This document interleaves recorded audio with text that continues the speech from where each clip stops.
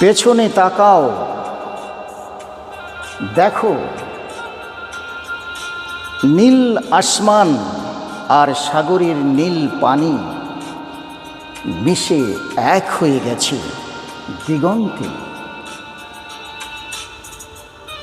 সাগরের নীল পানি যতটা গভীর, আমার রবের রহমত তার চেয়েও অনেক গভীর। সৈকত যতটা শান্ত, আমার হৃদয় তার চেয়েও অনেক শান্ত। কারণ আমি জানি কে আমার মালিক।